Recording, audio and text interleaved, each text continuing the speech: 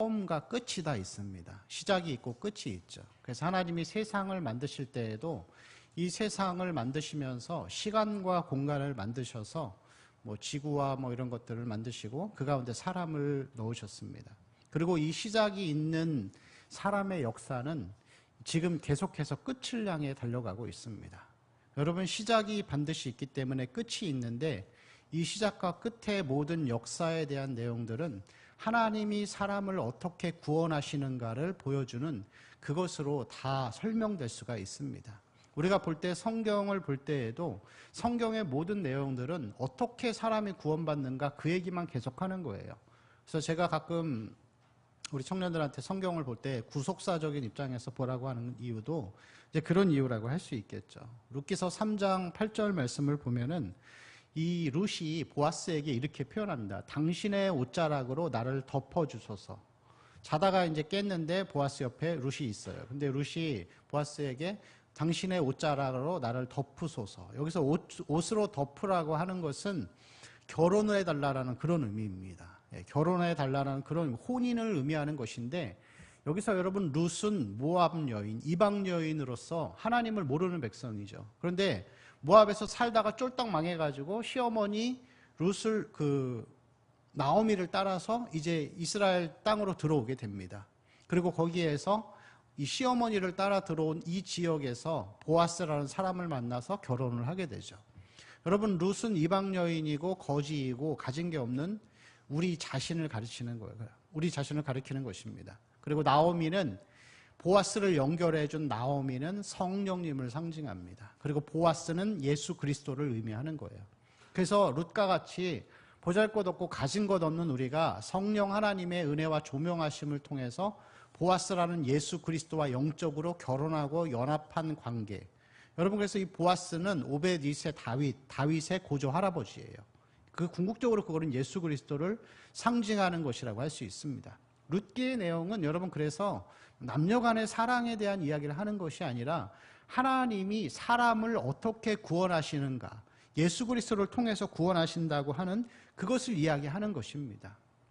성경에 나오는 모든 사건과 모든 내용들은 다 예수 그리스도만을 이야기하는 거예요. 노아도 그렇고 방주의 의미도 그렇고 모세의 의미도, 모세가 이제 출애굽해서 백성들을 이끌어내잖아요. 그 예수 그리스도의 십자가의 구원을 이야기하는 것입니다. 다윗의 모습도 마찬가지고 구약에 나오는 모든 선지자들도 다 예수 그리스도를 상징하는 거예요. 그들이 전한 메시지도 결국에는 다 심판과 회복, 죄 가운데 예수 그리스도를 통해서 우리를 구원하시는 그것만을 우리에게 이야기하는 것이죠. 그리고 여러분, 이 8,000년의 역사 동안에 역사가 일어난 다음에 하나님이 당신의 하나뿐인 아들을 사람의 몸을 입고 오셔서 보내주셔서 율법을 온전히 순종해서 십자가에 죽으시고 부활하심으로 우리에게 구원이 완성된 것이죠. 그래서 여러분, 아담의 타락 이후로 예수님이 오실 때까지의 역사를 보통 8,000년이라고 봐요. 인류의 역사를 8,000년으로 이렇게 생각을 하는데, 이 시간은 하나님의 구원의 준비 과정이었어요. 인류의 역사는 하나님의 구원의 준비 과정이라고 할 수 있습니다. 그래서 여러분, 이 가운데에서 이 수천 년, 8,000년이라는 역사 가운데 셀 수 없이 많은 사람들이 태어나고 죽고 태어나고 죽었지만 그 중에서 희미하게 예수 그리스도를 본 극소수의 사람만이 구원을 받게 되죠. 나머지는 다 지옥 갑니다. 여러분, 그래서 아브라함이 여러분 어떻게 구원받았죠? 할례 받아서 구원받은 게 아니죠. 창세기 15장 6절 말씀을 보면은 아브라함이 하나님을 믿으니 여호와께서 이를 그의 의로 여기셨다 그랬습니다. 그것은 아브라함이 하나님을 믿었더니 하나님이 의롭다 하셨다, 이것이 할례 이전에 있던 일이에요. 그래서 아브라함도 여러분, 노아도 다윗도 구약에 있는 모든 선지자들, 욥을 포함해서 이 하나님이 인정했던 이 사람들은 다 믿음으로 구원을 받은 거예요. 그것을 여러분, 히브리서 말씀이 우리에게 이야기하는 거예요. 믿음으로 노아는, 믿음으로 모세는, 그런 이야기하는 것이죠. 그렇지만 여러분, 이 동시에 이 8,000년의 역사는 하나님의 구원의 준비 과정이면서 동시에 사람에게는 구원이 철저하게 사람의 노력으로는 실패한다라는 실패의 역사를 보여주는 것이죠. 인류의 역사, 인류 가운데에서 최고의 지성이라고 할 수 있는 플라톤이 굉장한 이 철학적인 사고를 통해서 이 어떤 그 신적인 존재에 대해서 사유를 통해서 찾아내게 되죠. 근데 그걸 뭐라고 표현하죠? 최고선, 뭐 절대일자. 철학 시간에 들어봤죠. 절대일자.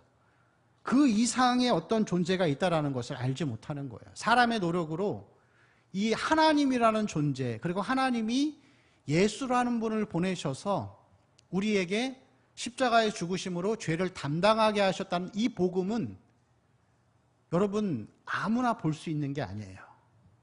아무나 이렇게 이것을 알 수 있는 사건이 아닌 거예요. 여러분 다른 종교도 다 마찬가지입니다. 예수님이 오시기 전부터 있었던 이러한 불교나 아니면 그 이외에 이런 뭐 무슬림이나 이런 모든 종교들은 다 사람이 구원에 이르기 위한 노력을 했던 거예요. 그 과정을 보여주는 것입니다. 불교에 가면은 그런 말이 있죠. 무라일체라고 해서 산과 이렇게 이 수행을 하다가 보면은 이 수행을 하는 과정에서 무라일체가 되는 거예요. 이게 뭔 뜻이냐면은 산이 내가 되고 내가 산이 되는 거예요. 자연과 합일되어지는 하나의 과정이 돼요. 근데 나중에는 여러분 그 성철 스님이 얘기했나요? 산은 산이요 물은 물이로다. 그게 무슨 말인지 알죠, 여러분? 처음에는 산이 내가 되고 내가 산이 되고 하나가 되다가 나중에는 도로 돌아가는 거예요. 도로 돌아가는 상태를 얘기하는 거예요. 그 인간의 깨달음으로는 그 이상을 알 수 없다라고 하는 것이죠.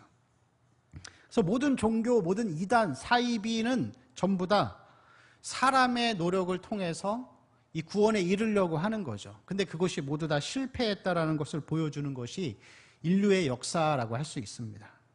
그래서 여러분 이 수천 년의 역사 동안에 그리고 수많은 사람 가운데 내가 예수 그리스도를 믿음으로 구원받는다고 하는 이 진리가 믿어지고 비춰지는 것은 극소수에게 보여지는 거예요. 그래서 여러분 우리에게 엄청난 은혜가 있는 거죠. 하나님이 나를 선택하시고 죄인을 구원해 주셨다. 나를 자녀 삼아 주셨다. 여러분 이게 영광스러운 일이 돼야 되는 거예요. 아무에게나 하나님이 그것을 주시는 것이 아니죠. 그래서 여러분 이거는 전적으로 하나님이 완전하게 하나님이 100% 하신 거기 때문에 교회는 항상 하나님만 자랑해야 하는 것이죠. 하나님의 영광만을 추구하는 것이죠. 그래서 고린도전서 1장 31절 말씀을 보면은 기록된 바 자랑하는 자는 주 안에서 자랑하라 함과 같게 하려 합니다. 자랑하는 자는 누구 안에서 자랑하라고요? 주 안에서만 하나님만을 자랑하고 하나님만을 높이는 그런 삶이 되어야 하는 것이죠. 여러분 우리가 아무리 노력해도 하나님의 선을 이룰 수 없어요. 이론적으로는 여러분 가능하죠. 하나님이 구원의 방식을 두 개를 주셨어요. 하나는 예수 믿어서 구원받는 거고 예수 안 믿고 구원받는 방식이 하나가 있는데 율법을 다 지키면 돼요. 613가지의 조항을 사는 동안에 평생 동안에 죽을 때까지 100% 지키면 돼요. 근데 여러분 그럴 수 있어요? 순간적으로 누구 미워하고 순간적으로 실망하고 그럴 수밖에 없는 우리의 모습이 이 구원을 이뤄갈 수 없는 것이죠. 그래서 여러분 하나님이 나를 구원해 주시고 예수를 통해서 구원해 주셨다는 이 은혜는 놀라운 은혜라고 할 수가 있습니다. 그런데 여러분 이 갈라디아 교회의 상황을 보면은 믿음으로 구원받지만 거기에 더해서 사람의 할례가 있어야 한다라고 하면서 이 할례를 통해서 사람의 행위를 통해서 구원이 온전히 완성된다 그렇게 이야기를 하는 것을 볼 수가 있습니다. 여러분 이것은 하나님을 모욕하는 거죠. 십자가를 짓밟는 것입니다. 교회 안에서 여러분 사람이 자랑이 되어지고 우리의 모습을 자꾸 드러내고 하는 것이 여러분 나가서 도적질하고 술 취하고 살인 저지르고 동성애하는 것보다 더 나쁜 거예요. 그래서 교회 안에서 사람이 자랑되고 사람이 자꾸 영광받고 그런 것은 여러분 옳지 않습니다. 예전에는 신도시 같은 데 가면은 신도시 교회들이 이제 많이 들어서잖아요. 아파트가 들어서고 교회들이 많이 들어서면은 이 교회들이 어떻게 해서든지 경쟁이 치열한 그 가운데 살아남기 위해서 이 고객 유치를 하는데 이렇게 써놓는 거예요. 거기다가 교회 앞에다가 담임 목사님 40일 금식기도 2번 하신 분. 좀 황당했어요. 근데 그게 뭐가 자랑이에요. 하나님이 우리를 구원해 주신 그것만을 자랑해야지. 고객 유치를 위해서 그렇게 하는 것입니다.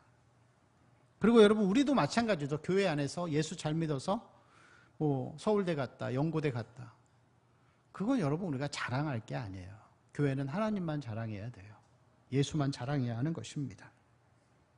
자꾸 이렇게 하나님만 영광받아야 하는 이 교회가 사람을 자랑하고 사람의 것을 내세우다 보니까 교회 안에 세 가지의 현상이 나타나기 시작합니다. 첫 번째는 사람을 구분짓는 거예요. 유대인들이 여러분 이방인들과 유대인들은 여러분 세상에 있는 사람을 두 종류로 구분했어요. 유대인과 이방인. 유대인과 이방인이에요. 그래서 이 로마서 1장 16절, 17절 보면은 첫째는 유대인에게, 둘째는 헬라인에게로다 하잖아요. 헬라인이 유대인 외에 전부 다를 이야기하는 거예요. 여러분, 역사상 최고의 차별이 유대인과 이방인의 차별이에요. 원더우먼 영화 본 적 있어요? 네, 최근에 개봉한 원더우먼. 네. 기도만 하지 말고 가끔 영화도 좀 보세요. 네? 교회만 있지 말고.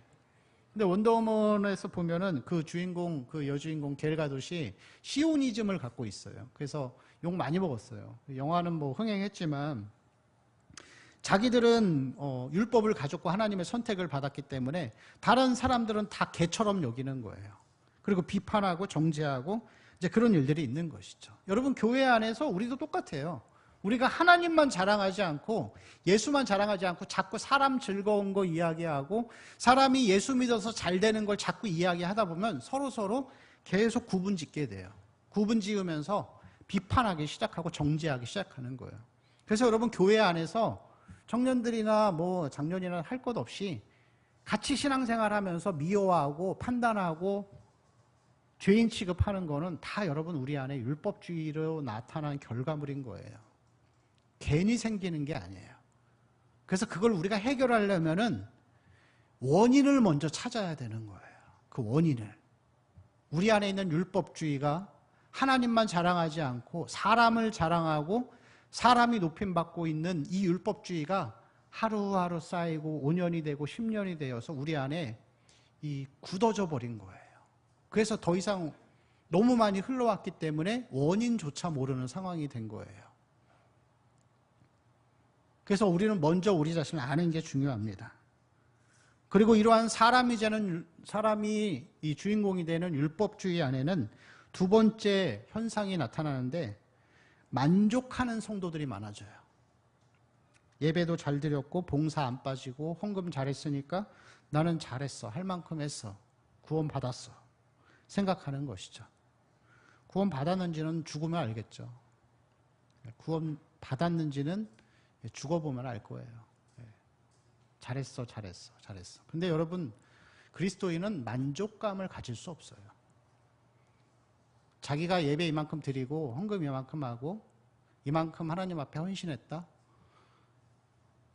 그리스도인은 여러분 그럴 수 없어요. 위험한 사람들이죠. 평생 교회 다니다가 나중에 여러분 지옥 가는 사람들이 될 수도 있습니다. 그리스도인은 그렇게 살 수 없는 것이죠. 자, 그리고 세 번째는 이렇게 율법주의가 있고 사람의 노력을 중요시 여기는 교회에는 정죄감을 가진 사람들이 많게 돼요. 죄를 많이 지면은 영적인 침체에 빠지는 거예요. 내가 이렇게 지저분하고 더러운데 어떻게 하나님 앞에 나가 하면서 안 나가는 거예요. 여러분, 구원은 하나님이 완성한 거라니까요. 하나님 은혜 아래 우리는 있는 거예요. 죄를 많이 짓고 적게 짓고가 상관없이 그냥 누구든지 하나님의 은혜의 보좌 앞에 나와서 십자가 보혈을 의지해서 나아오면 되는 거예요. 우리의 노력과 공로가 아니라니까요. 과거에 많은 목사님들이 성도들한테 이렇게 겁을 많이 줬습니다.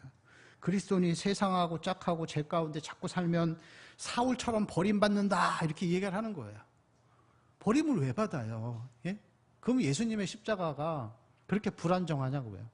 한 번 받은 구원은 절대로 취소되지 않습니다. 이 복음은 그래서 완전하고 하나님의 공로로만 100% 이루어진 것. 그래서 우리는 하나님의 은혜만을 생각하고 하나님의 은혜만을 자랑하는 삶이 되어야 하는 것이죠. 우리의 죄 짓는 것과는 상관이 없어요. 내가 조금 죄 지어가지고 구원이 취소된다? 전 그 교회 안 다닐래요, 그러려면. 그렇게 이렇게 불안해서 어떻게 살겠어요? 로마서 8장 1절 말씀을 보면은 같이 읽을까요? 시작. 그러므로 이제 그리스도 예수 안에 있는 자에게는 결코 정죄함이 없나니. 갈라디아서 3장 13절에도 있습니다. 같이 읽겠습니다. 율법에 우리를 속량하셨으니. 아멘. 우리 13절 오늘 말씀 같이 읽을까요? 성경을 보고 읽겠습니다. 시작. 형제들아,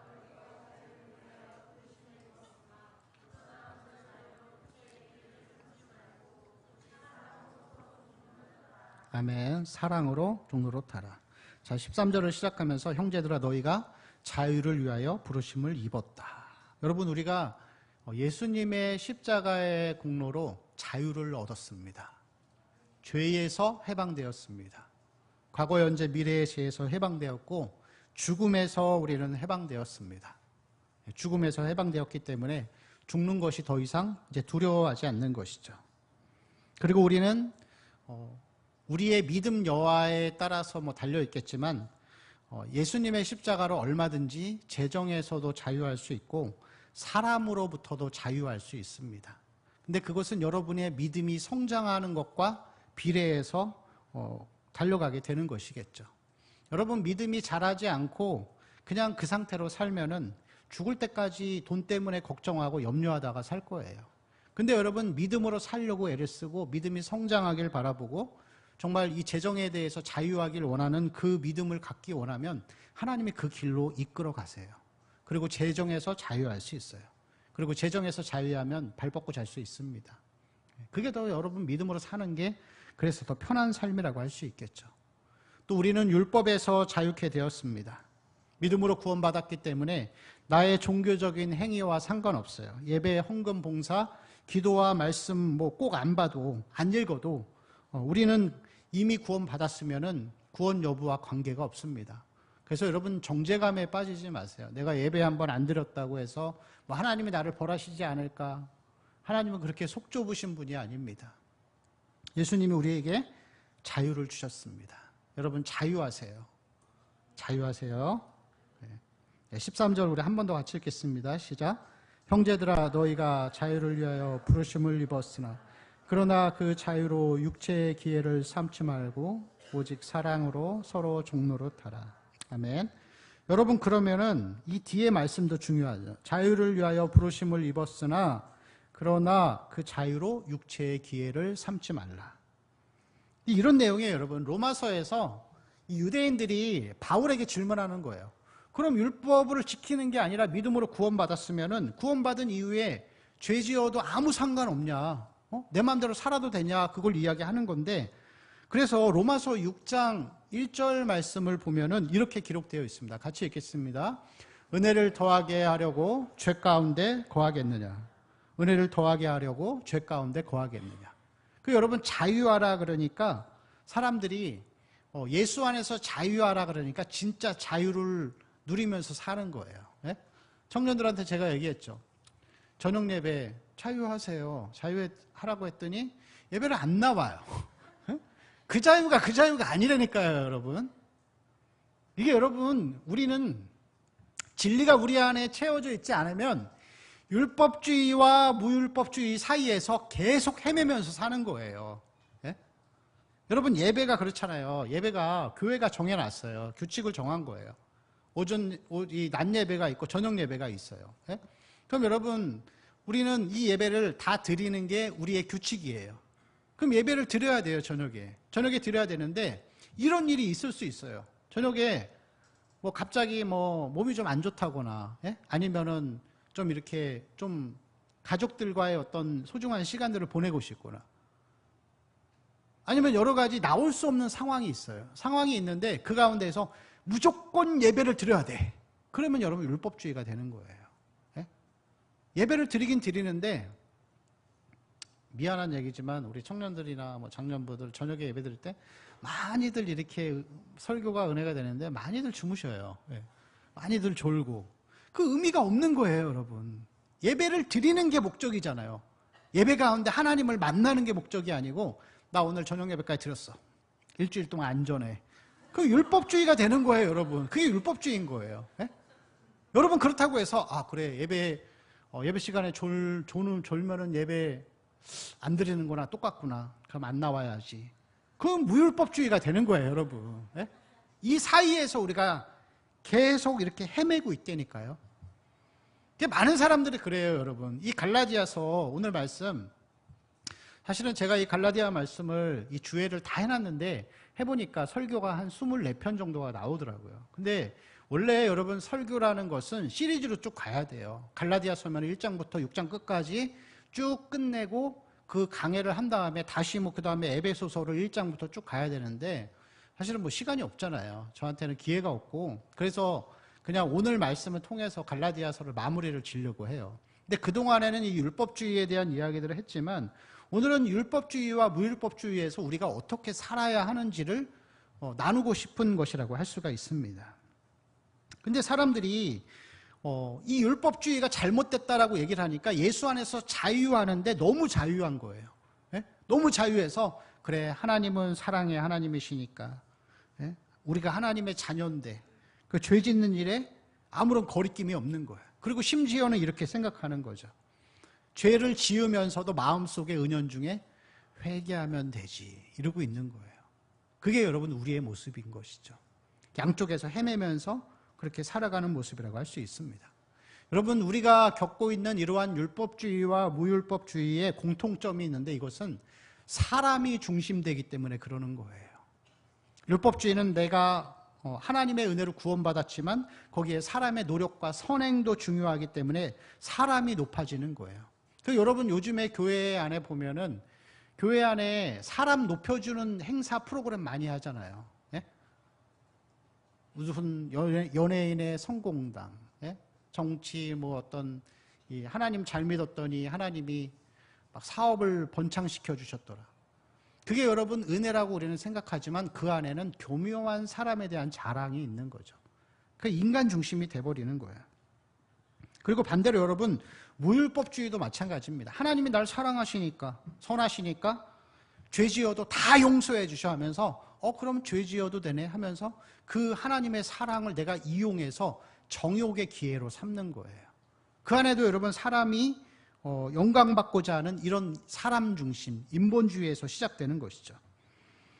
그리고 이러한 율법주의자들을 향하여서 예수님께서 바리새인들을 향하여서 그렇게 말씀하셨습니다. 너희 아비는 마귀니라. 그건 여러분 마귀가 주는 거예요. 사단에게서 나온 그런 사상이라고 할 수 있습니다. 우리의 죄성과 연합해서 정말로 예수 그리스도의 그 100% 하나님의 공로를 더럽히는 것이라고 할 수 있습니다. 우리 15절 말씀 같이 읽을까요? 시작. 만일 서로 피차 멸망할까 조심하라. 아멘. 복음에 대한 균형을 잃어버린 이런 사람들이 모인 공동체 안에는 서로가 물고 먹고 물어뜯는 그런 일들이 가득해지죠. 두 종류의 극단에 치우친 사람들이 교회 안에서 서로를 정죄하고 비판하고 죄 가운데 아무렇지 않게 빠져들고 그런 지옥 공동체가 되는 것입니다. 이거는 여러분 여기서 물고 먹는다는 이 표현은 마치 늑대나 그런 사자나 호랑이들이 다른 살아있는 짐승의 살을 물어뜯는다 그런 표현이에요. 그럼 여러분 우리가 균형에 치우치지 않고 한쪽에 치우치지 않고 균형을 가지고 살려면은 어떠한 마음의 동기를 가지고 살아야 하는가? 율법을 지키라는 것인가 아니면 지키지 않아도 된다는 것인가? 거기에 대해서 성경이 이렇게 기록되어 있습니다. 고린도후서 3장 3절 말씀에 우리 같이 읽을까요? 시작.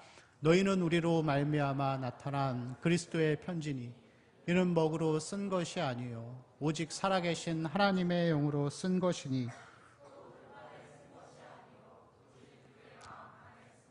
아멘. 여러분 어디에 쓰여져 있다고요? 우리의 육의 마음판에. 여러분 구약에는 율법이 어디에 기록되어 있었죠?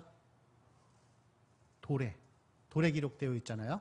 그래서 우리 아까 찬양 인도하다가 우리 동숙 형제가 얘기했었는데 모세가 십계명 돌판을 받으러 시내산에 올라가잖아요.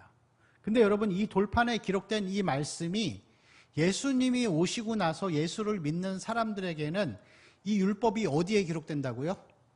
육의 마음판에 기록이 되는 거예요. 우리 마음에 기록이 되는 거예요. 이게 여러분 뭘 얘기하는 거냐면 성령이 우리 안에 계시다는 걸 얘기하는 거예요. 그럼 여러분 성령이 우리 안에 있는 사람이 나 마음껏 죄 짓고 살아? 그럴 수 있어요? 그렇게 못 살아요. 그래서 여러분, 나 구원받았어 하면서 자기 맘대로 사는 사람은 불신자의 가능성이 한 90% 이상 돼요. 교회만 다닌 거예요.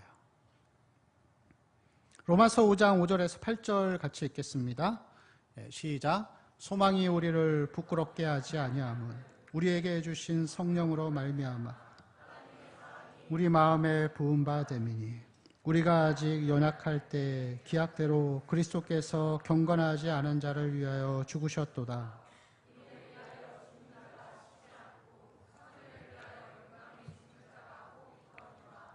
우리가 아직 죄인 되었을 때 그리스도께서 우리를 위하여 죽으심으로 하나님께서 우리에 대한 자기의 사랑을 확증하셨느니라. 아멘. 자, 하나님이 우리의 사랑의 마음에 부은 바가 된 거예요. 여러분, 사도 바울을 예로 들어볼까요? 사도 바울이 구원받은 이후에 예수님을 만난 다음에 율법을 지키잖아요. 철저하게 지키는데 지키는 동기가 무엇이죠? 하나님의 사랑이 가득한 거예요. 하나님을 사랑하기 때문에 우리가 그렇게 사는 거예요, 여러분. 여러분 잘 생각해 보세요. 특별히 여러분 모태신앙인들, 교회 평생 다닌 친구들 잘 생각해 보세요. 내가 예배 왜 드리는지. 예배 드려서 천국 가는 게 아니에요. 헌금해서 천국 가는 거 아니죠. 하나님 사랑하는 마음으로 그걸 하는 거예요. 구원받은 사람이 감사의 표현으로 드리는 게 예배이고 헌금이고 봉사인 거예요. 그런데 여러분, 내가 드리는 이것이 자랑이 된다? 그건 뭔가 모순이 있는 거죠. 그럴 수 없어요. 모순이 있는 거예요, 그거는. 우리 마음에 부어진 구원에 대한 감사와 은혜의 사랑에 감사해서 자원해서 적극적으로 드리는 것이 이 사도 바울의 모습인 거예요. 그래서 여러분, 신앙의 동기는 항상 하나님을 사랑하기 때문에 해야 되는 거예요. 여러분, 사도 바울이 왜 자기 스스로를 쳐서 복종시키는 삶을 살았을까요? 왜 여러분 죄와 피 흘려 싸웠을까요? 자기가 그렇게 고행을 하고 수행을 해가지고 하나님 앞에 인정받고 싶었나요? 그게 아니에요, 여러분. 제가 여러분한테 항상 이야기하죠. 자기를 쳐서 복종시키고 죽이고 자기 부인하고 살으라고. 그렇게 해서 여러분 구원받으라는 게 아니라 내가 하나님 사랑하니까 나를 죽이는 거예요. 내가 하나님 사랑하기 때문에. 그럼 그게 없으면 여러분, 우리가 하나님 앞에 해야 될 기도의 제목은 하나밖에 없어요. 그 사랑을 회복시켜달라고. 우리의 신앙의 동기가 무엇인지를 잘 생각해 보시기 바랍니다. 13절 말씀 우리 한 번 더 같이 읽겠습니다. 시작. 형제들아, 너희가 자유를 위하여 부르심을 입었으나 그러나 그 자유로 육체의 기회를 삼지 말고 오직 사랑으로 서로 종노릇하라. 아멘. 서로 종노릇하라. 우리 출애굽기 21장 5절에서 6절 말씀에 보면은 비슷한 말씀이 나옵니다. 같이 읽을까요? 시작. 만일 종이 분명히 말하기를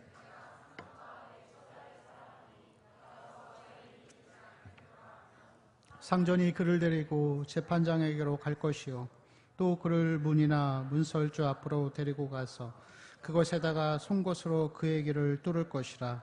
그는 종신토록 그 상전을 섬기리라. 아멘. 자, 5절 말씀에 보면은 이 종이, 여러분 이스라엘에서는 7년이 되면은 종에서 풀려났어요. 자유인이 되는데, 그럼 여러분 당연히 누구나 자유인으로 살고 싶잖아요. 누가 종으로 살고 싶겠어요? 근데 여기서 나오는 종은 그가 상전을 너무 사랑하는 거예요. 예? 이 주인이 자기를 노예가 아니라 가족처럼 대해주는 거예요. 예? 너무 사랑해주고 월급도 많이 주고 가족처럼 어려운 일 있으면은 품어주고 또 위로해주고 이러다 보니까 이 상전을 상전이 아니라 그냥 아버지처럼 생각이 되어서 아버지를 섬기는 것처럼 사랑하는 마음으로 사는 거죠. 그러면서 그가 스스로 귀를 뚫고 이렇게 해서 평생 종으로 살고 싶어 하는 거예요.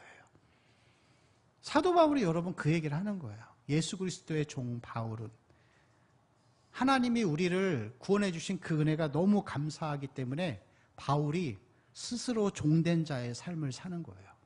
복음은 우리를 자유케 하지만 그 안에 사랑이 부어진 바 되니까 사도 바울이 스스로 날마다 쳐서 복종시키는 게 고달프고 피곤한 게 아니라 하나님을 사랑하기 때문에 거룩한 삶을 사는 거예요.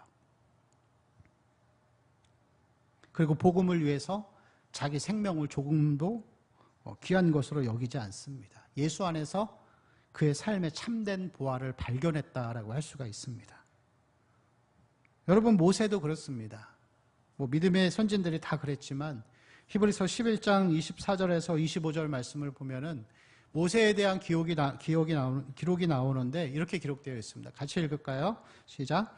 믿음으로 모세는 장성하여 바로의 공주의 아들이라 칭함받기를 거절하고 도리어 하나님의 백성과 함께 고난받기를 잠시 죄악의 낙을 누리는 것보다 더 좋아하고 그리스도를 위하여 받는 수모를 더 큰 재물로 여겼으니 이는 상 주심을 바라봅니다.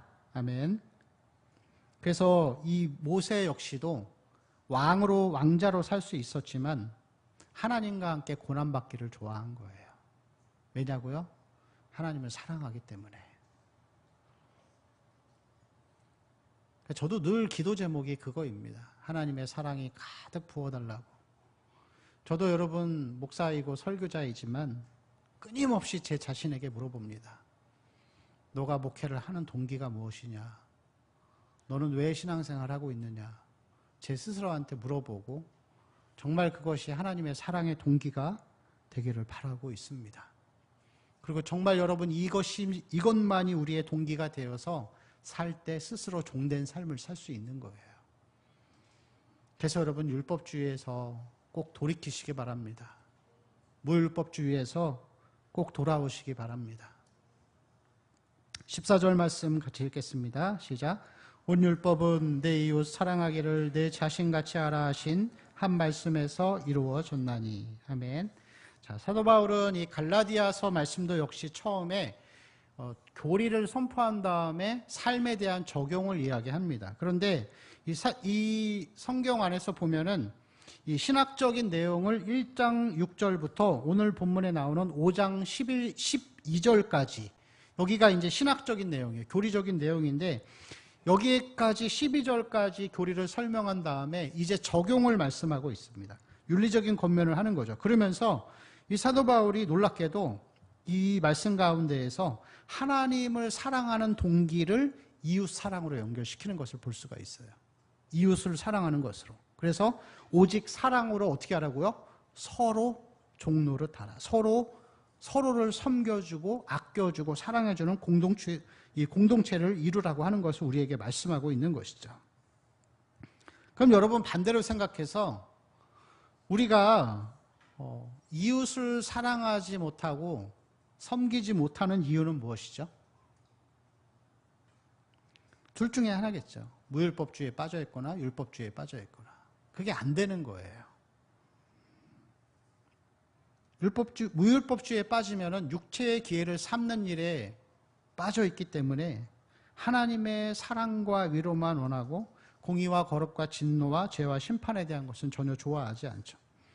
그리고 어차피 구원받았으니까 교회는 적당히 다니고 교회 일에 전혀 참여하지 않는 거예요. 하나님의 교회는 어떻게 되든 나랑 상관이 없는 거죠. 사랑하고 이런 것과 관심 없고 구원받았으니까 나 하고 싶은 대로 하고 사는 거예요. 근데 그럴 수 없어요, 여러분. 그럴 수 없습니다. 예. 그렇게 살 수 없어요. 그런 사람들은 예수님을 다시 만나야 돼요. 아니면 율법주의에 빠져 있기 때문에 마치 유대인들이 자기들과 이방인을 유대인과 개로 여기듯이 그냥 자기가 주인공 되고 자기가 중심이 되다 보니까 그냥 사람들을 무시하고 그리고 사람들을 사랑하거나 섬기는 일을 할 수가 없는 상황이 되어버린 거예요. 여러분 진짜 우리가 하나님의 사랑이 부은 바 되어지고 그 은혜와 구원이 감격이 되어서 사는 사람은 남을 볼 시간이 없어요. 자기만 보게 되고 어떻게 해서든지 섬겨주고 싶고 사랑해주고 싶은 마음이 들어올 수밖에 없는 것이죠.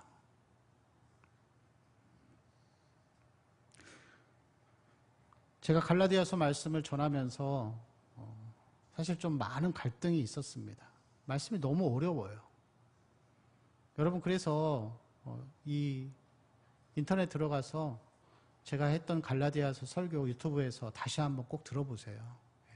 그 중에 여러분 한 10분의 1만 이해해도 많은 것을 이해했다라고 할 수 있습니다.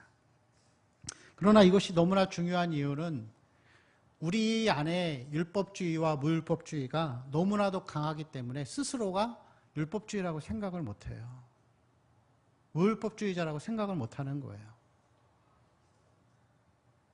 여러분, 우리가 하나님 앞에서 정말 사랑이 동기가 되고 무율법주의나 율법주의에 빠지지 않기 위해서는 두 가지를 하나님 앞에 기도해야 합니다. 첫 번째는 성령의 도우심을 구하시기 바랍니다. 여러분, 성령이 우리 안에 충만하게 있을 때만이 복음에 대해서 참된 균형을 가질 수 있어요. 마음의 눈을 밝혀주셔서 믿음으로 얻는 구원이 무엇인지를 다시 한번 깨닫는 은혜가 있기를 바랍니다. 두 번째는 하나님을 다시 만나시기 바랍니다. 죄에 대한 용서. 여러분, 누군가가 용서가 안 되면은 제 경험상으로는 그렇습니다. 누군가가 자꾸 밉고 용서가 안 되는 그 사람은 아직 하나님 못 만난 거예요. 하나님이 죄인인 나를 용서한 거를 경험했는데 어떻게 끝까지 그 사람을 미워할 수 있을까요? 그럴 수 없어요. 괴로워요. 용서가 안 되면 괴로워서 아무것도 못해요. 그렇게 나는 용서받았는데 나는 왜 용서가 안 되지? 이 마음이 들 수밖에 없는 거예요.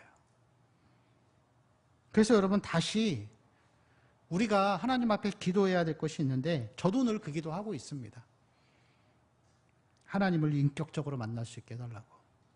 정말 하나님을 다시 만날 수 있는 그런 은혜가 있도록 해달라고. 이러한 여러분, 하나님을 인격적으로 만나고 그 사랑의 충만함이 채워진 사람만이 하나님 앞에 더 드리지 못하는 자기를 죄송스럽게 여기고 스스로 복종하고 이 종된 자의 삶을 살아갈 수 있는 것입니다. 갈라디아서를 마치면서 여러분에게 다시 한번 권면합니다. 우리가 신앙생활 몇 년 했는가 중요하지 않습니다. 여태까지 내가 하나님의 음성을 들었네, 만났네, 그런 거 중요하지 않습니다. 문제는 여러분의 삶이 열매를 맺고 있는가가 중요한 것이죠. 열매를 맺고 있는가. 정말 내가 순수한 동기로 하나님을 위해서 예배드리고 헌신을 하고 있는가.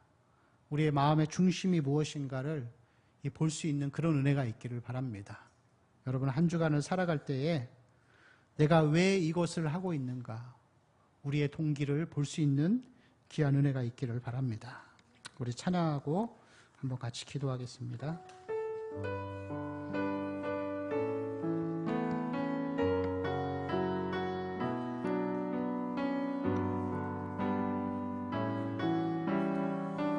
오직 주의 사랑에 매여, 오직 주의 사랑에 매여 내 영 기뻐 노래합니다. 이 소망의 언덕 기쁨의 땅에서 주께 사랑 드립니다. 오직 주의 임재 안에 갇혀 내 영 기뻐 찬양합니다. 이 소명의 언덕 거룩한 땅에서 주께 경배드립니다. 주께서 주신 모든 은혜 나는 말할 수 없네.